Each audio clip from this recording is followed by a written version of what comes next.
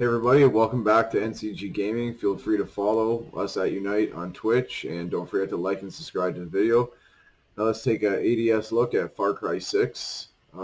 First game impressions, I'm about 25% through the game, and yeah, so far so good. Game seems to run great. Seems to have no major issues or no major glitches. I mean, you're going to get a little bit here and there, but nothing that you would notice with such a large game. We'll start off with the graphics, and how they compare to Far Cry 5's graphics.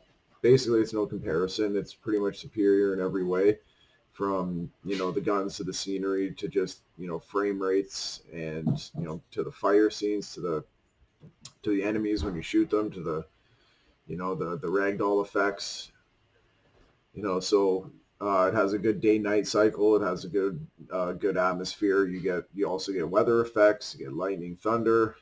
You can take a deeper dive into that stuff and look at the explosions, and you can look at the shooting of the guns, the effects on all those things. But I'm just going to cover just the basics here. But overall, the game's graphics are incredible, and they're a big leap from Far Cry 5. Second thing I wanted to look at was the main thing that this game improves upon is the movement system. Comparatively, this movement system in Far Cry 6 to 5 is light years ahead of Far Cry 5, I would say. Also, I think it puts some of the, other AAA first-person shooter games to shame. It's the movement system is perfect. It's timed perfectly with your reloads, with the mods that they give you for the guns. For example, you get a little speed boost on reload as a modification for a gun. And that seems to be timed perfectly with the movement and the weapon sway. So like when you finally get your shots down and you get your timing down, it feels really good. It definitely feels next generation console, next generation gaming. I'm playing on the Xbox Series X with controller. I've tried it with the Elite controller. I've tried it with the basic controller. It seems to just on either or play nice. Now, I'm not sure about mouse and keyboard. You're not going to get vibration and all that unless you have a really advanced setup. Okay, we'll get into the third thing. Story. I'll compare it to 5 again. I guess it depends what atmosphere you like. People love the atmosphere in Far Cry 5. This is clearly a completely different part of the world. That one was based in America. This one's based in, a foreign country, depending if you're American. Yeah, stories driven. Main character. She suits the voice actor suit. I played the female character. The voice actor suits the character perfectly well. Voice actors across the whole game seem to be spot on. No issues.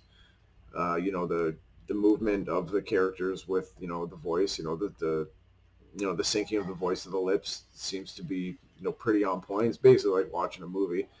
You got some over-the-top characters in here, but the main character herself, she's pretty good from what I see. She's not too, she's got some good one-liners. She doesn't come across corny or too James Bond-like. She's kind of suits it here. She definitely talks more than in the other Far Cry 5, where the guy was basically silent, if I remember correctly. You kind of just were there as a spectator in all the cutscenes.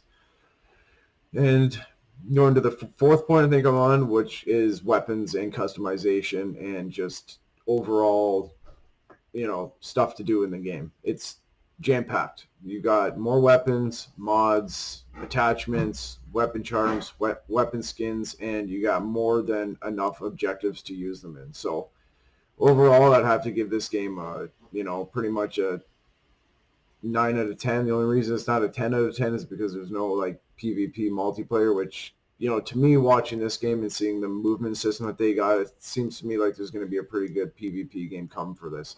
I think that Ubisoft is working on one, and they announced it about a week ago that they're going to have a new Battle Royale style game coming out. I'm not sure all the details yet, but yeah. So, my favorite parts of the game, I'll just close with that, is, I like to use the bow and arrows and that type of stuff just for the precision shooting, and with the weapon sway.